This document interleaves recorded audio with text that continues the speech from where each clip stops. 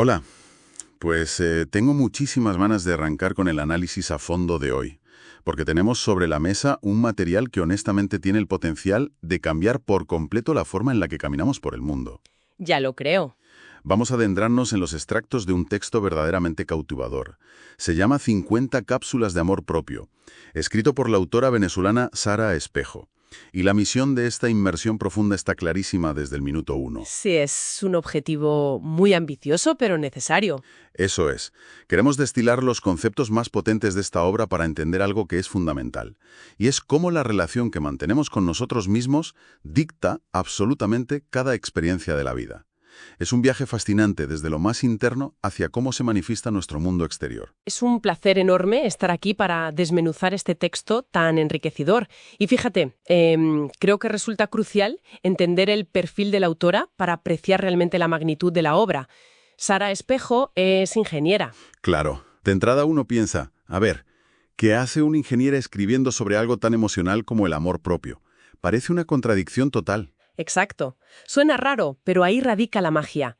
Ella tiene una capacidad brutal para abordar las situaciones de la vida desde un punto de equilibrio que es casi perfecto. Ujú. Un equilibrio entre lo más sublime, lo espiritual, y lo más objetivo y estructurado, muy propio de su formación. Totalmente. La tesis central que plantea a lo largo de estas cápsulas es que el amor propio no es un concepto etéreo o flotante, no es eso inalcanzable que a veces nos venden en las redes sociales. Las típicas frases vacías, ¿no? Eso es, al contrario, lo presenta como una herramienta sumamente práctica. Es literalmente el material de construcción necesario para la reconstrucción personal y el diseño consciente de la vida que se desea experimentar. No es solo quererse mucho, digamos que es aplicar una ingeniería emocional al día a día. Vale, pues vamos a desgranar esto. Porque el primer concepto radical que lanza el texto golpea directamente donde más duele. Las rupturas. Las rupturas sentimentales, ¿sí? Y el famosísimo mito de completarnos. Es decir, esa idea constante de la media naranja. Es muy común pensar, y la cultura pop nos lo repite sin cesar, que cuando salimos hechos pedazos de una relación, Que viene alguien a salvarnos. exacto, que lo ideal es que venga una nueva persona, recoja esos pedazos rotos y nos vuelva a armar. El clásico un clavo saca otro clavo. Madre mía, qué peligro tiene esa frase. Advierte de forma súper contundente sobre el peligro inmenso de dejar que otra persona actúe como nuestro reconstructor personal. Y el porqué de esta advertencia es profundamente psicológico e interesante. Usar a otra persona como pegamento para nuestras piezas rotas crea, de manera casi automática, una dependencia emocional brutal. Ya. Piénsalo así. Si alguien más te da forma mientras estás roto, corres el tremendo riesgo de ajustarte a lo que esa persona pretende que seas, a la forma de sus manos, por así decirlo. Qué buena imagen. Y claro, no te ajustas a tu verdadera esencia. A ver, hago de abogado del diablo un segundo. Venga. Es muy humano querer que alguien te consuele o te apoye cuando estás en la lona, en tu peor momento. ¿Dónde está el límite ahí? Pues el límite está en la diferencia entre el apoyo y la delegación de la cura. Una cosa es que te acompañen en el proceso, que estén ahí, y otra muy distinta es que esa persona se convierta en tu tirita personal. Claro, delegar el trabajo sucio. Eso es. Esa dependencia hace que la espontaneidad y la libertad del amor se esfumen por completo. Son reemplazadas por el miedo constante a perder a ese salvador. Lo que la autora señala con mucha agudeza es que terminamos creando cadenas disfrazadas de amor, simplemente para sentir una falsa seguridad. ¿Es muy fuerte verlo así? Por eso subraya la inmensa importancia de repararse a uno mismo, en soledad si es necesario, antes de iniciar otra relación. El amor propio es el único pegamento verdaderamente resistente. Solo quien sufrió las heridas tiene la sabiduría instintiva para saber dónde va cada pieza en su nueva y mejorada versión. Es una imagen poderosísima, la de armar tu propio puzzle. Y hablando de reconstruir la vida, hay una transición fascinante en el texto hacia la idea de qué significa realmente tener una vida exitosa una vez que te has reconstruido. El tema del éxito. Da para mucho. Tela. Porque estamos muy acostumbrados, casi programados diría yo, a medir el éxito por la cantidad de ceros en la cuenta bancaria. O el cargo en la tarjeta de visita. Justo, los logros puramente profesionales. Pero la fuente redefine el éxito de una manera que me pareció muy pura y muy directa. Dice que el éxito es, sencillamente, estar a gusto con la propia vida. ¡Qué maravilla de definición! ¿Verdad que sí? Es una medida interna, totalmente subjetiva y desligada por completo de la validación externa. Lo fascinante aquí es cómo esta redefinición desarma toda la estructura de insatisfacción crónica en la que suele vivir la sociedad actual. Al conectar el éxito puramente con la satisfacción interna, el texto trae a colación una cita maravillosa atribuida a Buda, ¿Ah, sí? que dice: «No es más rico quien más tiene, sino el que menos necesita». Suena idílico sobre el papel, Total. pero en el mundo real, donde hay facturas que pagar y una presión constante por producir, la pregunta es cómo se aplica esta filosofía sin sentir que uno se está rindiendo o estancando. Es la duda eterna. Porque la línea entre estar a gusto y el conformismo absoluto parece muy fina. Es una duda muy válida. A ver, la autora no aboga por la mediocridad ni por dejar de tener ambiciones en la vida. Advierte más bien sobre la trampa peligrosísima de la insatisfacción permanente. Esa rueda de hámster. Exacto. Quien tiene una mentalidad de escasez, sin importar cuánto acumule o cuántos ascensos consiga, siempre se sentirá pobre o fracasado, porque la meta siempre se aleja. Siempre hay alguien que tiene más. Siempre. El éxito real, según este enfoque, comienza con la reconciliación con quien se es en el presente. Es aprender a sentirse genuinamente a gusto con la abundancia actual, disfrutando del paisaje mientras se camina hacia nuevos objetivos. Sin obsesionarse con la línea de meta. Eso es, sin que la felicidad dependa única y exclusivamente de alcanzarlos. Claro, disfrutar del trayecto. Y para caminar hacia lo que se quiere, hay que viajar ligero.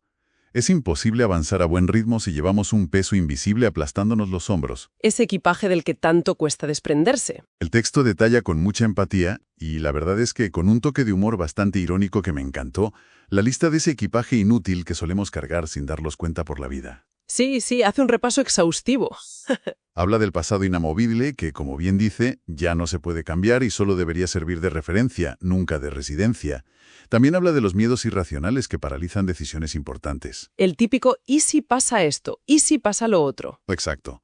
También menciona el famoso «¿qué dirán?», esa energía inmensa que malgastamos intentando complacer a un público que, seamos sinceros, nunca va a estar unánimamente satisfecho. Es una batalla perdida desde el principio. Y, por supuesto, cargar con los problemas de otros.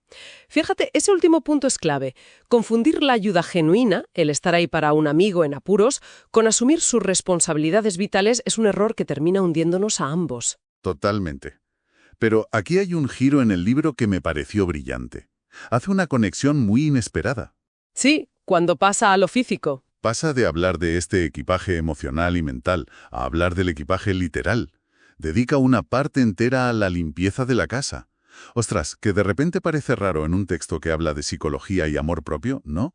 ¿Qué propone exactamente la autora en esta parte? Pues si conectamos esto con el panorama general de su filosofía, cobra todo el sentido del mundo. Es vital entender la relación entre lo macro y lo micro. El texto construye un puente perfecto entre el desorden mental y el espacio físico que habitamos. Qué curioso. Al final, la premisa es que todo es energía. Y debo confesar que me entusiasma muchísimo la forma tan literal, tan de ingeniera, en que el libro aborda esta limpieza energética del hogar. No se anda por las ramas. Para nada. No se queda en la metáfora filosófica de tu templo interior y ya. Da instrucciones precisas, porque, según la autora, como es nuestro exterior, es nuestro interior. Sí, se pone súper específica. Cuéntame los pasos porque algunos de verdad que me dejaron de piedra. Primero recomienda empezar por lo básico, que es ordenar y, sobre todo, desechar. Lo más difícil para muchos. Tirar o donar todo aquello que ya no se usa, que no nos gusta o que sutilmente nos evoca escasez o una época triste de nuestra vida. Fuera todo eso. Luego pasa a la limpieza a fondo. Y aquí es donde se nota el nivel de detalle de su mente analítica. A ver. Hace hincapié en limpiar rincones olvidados que actúan como acumuladores de energía estancada. Incluso menciona explícitamente la necesidad de limpiar los filtros del aire acondicionado. Fíjate, ¿quién iba a decir que limpiar los filtros del aire acondicionado era un acto supremo de amor propio? Exacto. Limpieza a fondo de verdad. También insiste en prestar especial atención a las alfombras, recordando que acumulan bacterias, polvo y rara vez se mueven, bloqueando el flujo natural del espacio. Tienen mucho sentido práctico, la verdad. Después de limpiar, sugiere redecorar. aunque sea cambiando un par de muebles de sitio, simplemente para renovar la sensación visual del entorno. Darle un aire nuevo. Aconseja utilizar esencias aromáticas, nombrando específicamente la lavanda para buscar relajación o la canela para atraer vitalidad. Y el toque final, que es quizás el más vital y sencillo de todos. Abrir las ventanas. Eso es, permitir que el aire circule para llevárselo viejo y renovar la calidad del ambiente. Es un reflejo perfecto de cómo las acciones físicas impactan directamente en la psique. Es como abrir las ventanas de la cabeza. Simbólicamente, es exactamente eso. Al abrir las ventanas del hogar, estamos abriendo las ventanas de la mente para dejar salir esos pensamientos recurrentes que no queremos manifestar en nuestra vida real. Es una sincronización total de energías. Madre mía, me dan ganas de irme ahora mismo a mover los muebles del salón. La verdad es que motiva bastante. Pero siguiendo con este hilo de hacer limpieza y ventilar la casa, a veces también toca revisar a quién tenemos metido en el salón de nuestra vida, ¿no? Totalmente. Aquí es donde se pone realmente interesante el análisis, porque pasamos del entorno físico a nuestras relaciones humanas. Hay una idea provocadora en el libro que creo que rompe muchísimos esquemas románticos. ¿Sobre el tema de extrañar? Sí, solemos pensar que si extrañamos muchísimo a alguien que ya no está en nuestra vida, no sé, una expareja o un examigo, es una señal del universo de que debemos volver con esa persona. Las famosas segundas oportunidades basadas en la nostalgia. El texto afirma tajantemente que extrañar a alguien no significa quererlo de vuelta. Y esa distinción es absolutamente liberadora. La autora explica que extrañar es sencillamente el peaje. Es el precio natural y lógico de haber conectado profundamente con una persona que fue inolvidable. Aunque no fuera buena para nosotros. Exacto. Incluso si esa misma persona demostró a la larga no ser buena para nuestra paz mental. Echar de menos los buenos momentos no borra los motivos por los que la relación tuvo que terminar. Y esto nos lleva a un concepto que menciona la autora y que me llamó un montón la atención. Habla de las decisiones de almas. Es un concepto precioso. Pues espera, porque cuando dice esto de decisiones de almas, ¿se refiere a algo místico, a un concepto kármico, o a qué apunta exactamente? Pues se puede interpretar desde varias ópticas. Pero en esencia nos lleva a la visión espiritual de que absolutamente nadie llega a nuestra vida por accidente, ni de manera aleatoria. Nada es casualidad. Nada. Cada encuentro, cada relación, por breve, intensa o terriblemente dolorosa que haya sido, tiene un propósito educativo muy claro. Al hablar de decisiones de almas, la autora sugiere que a un nivel más profundo o inconsciente atraemos y pactamos esos encuentros para aprender una lección específica. Para obligarnos a vernos en un espejo. Justo eso. Para expandir nuestros límites o para obligarnos a ver partes de nosotros mismos que de otra forma permanecerían en la sombra. Claro. Entender esto permite algo muy difícil de hacer. ¿El qué? ¿Qué cambio de perspectiva más radical? Y hablando de funciones y relaciones, qué común es caer en la trampa de intentar cambiar a nuestra pareja para que encaje perfectamente en nuestras expectativas. Es el deporte nacional en las relaciones. El libro señala la futilidad absoluta de este esfuerzo titánico que, yo creo que todos hemos intentado alguna vez. Y siempre fracasa. Es que los cambios reales solo surgen desde adentro, desde un nivel de conciencia superior de la propia persona, nunca jamás por insistencia externa. Por mucho que le machaques. Al contrario, suele generar más resistencia. Aquí la autora recomienda darle la vuelta a la situación utilizando lo que se conoce como la ley del espejo. A ver, explícame eso de la ley del espejo aplicado a la pareja, porque esto tiene tela. Consiste en que, en lugar de criticar incansablemente lo que te molesta del otro, debes usar esa molestia aguda como un espejo hacia tu interior. Hay que preguntarse con total honestidad ¿qué tanto de esto que critico tengo yo? Escuece un poco esa pregunta. Escuece muchísimo. ¿Qué es lo que realmente rechazo de mí mismo que estoy proyectando en esta persona? Quizás te saca de quicio la desorganización de tu pareja porque tú vives bajo un control rígido y estresante. Y su caos te recuerda tu propia falta de libertad. Exactamente. La clave es corregir en uno mismo lo que disgusta en el otro. Menudo ejercicio de madurez. Desde luego es mucho más fácil señalar con el dedo que mirarse al espejo. Y para navegar todas estas relaciones interpersonales con un poco más de claridad, la fuente establece una regla de oro inquebrantable. Y me encantó la analogía que usa. La regla sobre las palabras y las acciones. Esa. La regla es, no escuches lo que dicen, observa lo que hacen. Esa es fundamental.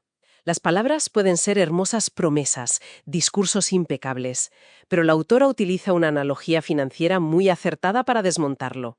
Compara las palabras con cheques. Cheques bancarios. Sí, cualquiera puede extender un cheque por una suma enorme en un trozo de papel, pero si no hay fondos reales en la cuenta bancaria, ese cheque, a la hora de la verdad, no vale absolutamente nada. Rebotará. ¡Qué crudeza! Las acciones son los fondos, son el único respaldo real, tangible, que puede validar una palabra. Si las acciones cotidianas no acompañan al gran discurso, estamos ante cheques sin fondos que tarde o temprano solo van a generar frustración y decepción. Es una forma muy gráfica de verlo. Y aplica tanto si llevas 3 meses saliendo con alguien como si estás esperando ese ascenso prometido en el trabajo que nunca llega con acciones concretas. Totalmente aplicable a cualquier ámbito. Ahora bien, esta exigencia de verdad que le pedimos al mundo exterior, el libro también la traslada de forma implacable, diría yo, a nuestra relación interna. Advierte muchísimo sobre un fenómeno muy actual, el famoso falso positivismo. Sí, esa tiranía de la felicidad constante en la que vivimos inmersos.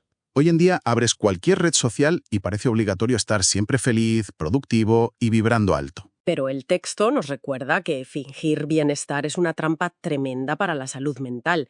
La autora utiliza una analogía muy visual, la de un globo. A ver, cuéntame la del globo, que esa es muy ilustrativa. Esconder emociones densas, pretender sonreír y que todo está perfectamente bien cuando por dentro hay tristeza profunda, frustración o rabia. Es como ir inflando un globo en nuestro interior. Exacto. Cada emoción reprimida es un soplo más de aire a presión. Si no se le da una salida natural a esa emoción, si no se reconoce y se valida, el globo crece y la presión aumenta hasta que inevitablemente explota. Y suele explotar en el peor momento y con la persona equivocada. Dejarla ir. Ocultar la emoción genera un bloqueo energético severo. La verdadera sanación exige autenticidad emocional, incluso cuando es muy fea o muy incómoda. Totalmente de acuerdo. Y esto enlaza con otra filosofía vital del texto que resume en una frase preciosa. Dice, cuando pienso dudo, cuando siento fluyo. Es un resumen perfecto de esa batalla interna. Sí, esa batalla constante entre nuestra mente supercalculadora y el fluir de nuestra intuición. Y aquí usa la analogía de una tabla de surf, que me parece brillante. Es una metáfora perfecta. La mente, por su propia naturaleza biológica y protectora, siempre está buscando riesgos. Para mantenernos a salvo. Claro. Calcula los peores escenarios posibles para mantenernos vivos, y eso genera dudas constantes. Si visualizas a alguien sobre una tabla de surf cabalgando una ola, si ese surfista empieza a pensar mecánicamente en la posición exacta de cada dedo del pie, Bueno, qué error profundo a caerse y golpearse. pierde instantáneamente el equilibrio y se hunde. La desconexión con el momento presente, con el sentir el agua y el cuerpo, es lo que le hace caer. Claro. Sobrepiensa la ola en lugar de surfearla. Exactamente. Para surfear la ola de la vida, llega un momento en el que es imperativo silenciar la mente racional, ignorar gran parte de sus alertas infundadas y simplemente dejarse llevar por la intuición, por el cuerpo y por el sentir. Y hablando de fluir y de las diferentes olas que nos trae la vida, llegamos a una etapa que, como sociedad, a menudo observamos con muchísimo temor y resistencia. El paso del tiempo. Sí, y esto plantea una pregunta muy importante sobre cómo nos relacionamos con envejecer. El texto dedica un espacio precioso a intentar reescribir el estigma enorme que rodea a la vejez. Argumenta de forma contundente que envejecer no es, ni de lejos, un castigo, aunque la industria de la belleza nos diga lo contrario todos los días. Nos bombardean con el anti-aging. Es un inmenso privilegio. Es un regalo que, lamentablemente, le ha sido negado a muchísimas personas que tuvieron que partir antes de tiempo. Es un cambio de paradigma total y absolutamente necesario hoy en día. Se trata de dejar de ver la vejez desde el prisma de la carencia, de la pérdida de juventud o de facultades, y empezar a observarla desde la abundancia de la experiencia acumulada. El texto cita a pensadores brillantes para ilustrar este punto tan delicado. Sí, de hecho menciona a Georg Christoph Lichtenberg, un científico y escritor alemán. Decía algo muy revelador, y es que nada nos hace envejecer con más rapidez que estar pensando incesantemente en que nos hacemos viejos. ¡Qué gran verdad! Y luego trae una imagen bellísima del director de cine Ingmar Bergman. ¿La de la montaña? Esa misma. Bergman compara el acto de envejecer con el esfuerzo de escalar una gran montaña. Es cierto que, mientras se sube, las fuerzas físicas pueden disminuir y cuesta cada vez más respirar. pero a cambio la mirada es mucho más libre. Exacto. La vista desde allá arriba es muchísimo más amplia, serena y comprensiva. Además, me hace mucha gracia que la autora, sin perder su toque pragmático de ingeniera, ni su sentido del humor, nos recuerda que también hay beneficios muy tangibles en esto de cumplir años. Hombre, por supuesto. Habla de aprovechar sin pudor los descuentos del CREM, de cobrar por fin la pensión, disfrutar del tiempo libre sin horarios estrictos y gozar de una libertad genuina, que es ganada a pulso tras años de esfuerzo y obligaciones. Es esa mezcla perfecta de la que hablábamos al principio del análisis. La capacidad de oscilar entre lo sublime de la vista desde la montaña de Bergman y lo maravillosamente terrenal y práctico de pedir el descuento del tren. Todo forma parte de abrazar la vida en su totalidad con amor propio. Entonces, ¿qué significa todo esto para quien nos escucha hoy? Si intentamos sintetizar este viaje a través del libro, vemos que el amor propio es un trabajo absolutamente integral. No se trata solo de decirse 3 palabras bonitas frente al espejo por las mañanas. Ojalá fuera tan fácil. Requiere una disciplina mental férrea. Implica no anidar pensamientos indeseados ni alimentar miedos irracionales. Exige establecer límites sanos y firmes, tanto hacia las exigencias de los demás como hacia nuestros propios autosabotajes. Que son los peores. Sí que lo son. Y por encima de todo, exige cumplir a rajatabla con la promesa fundamental que da título a una de las cápsulas más potentes del texto, que es «Prometo respaldarme». Ese es el núcleo de todo. Ser incondicionalmente el fan número 1 de uno mismo, el mayor aliado en la sombra, sabiendo que pase lo que pase y falle quien falle, uno siempre cuenta consigo mismo. Y aquí radica el valor incalculable de este conocimiento para el día a día.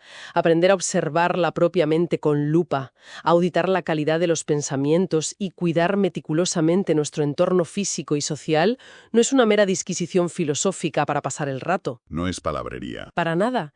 Es la herramienta definitiva y más práctica que existe para evitar caer en el temido bucle, ese bucle doloroso y frustrante de repetir los mismos errores una y otra vez a lo largo de los años. Tropezar con la misma piedra. Ya sea atrayendo a trabajos con jefes injustos, encadenando parejas abusivas con distintos nombres pero el mismo patrón exacto, o repitiendo dinámicas tóxicas con las amistades. Se ve muchísimo. Al hacer consciente todo ese equipaje inconsciente y sanar desde la raíz sólida del amor propio, el patrón se rompe.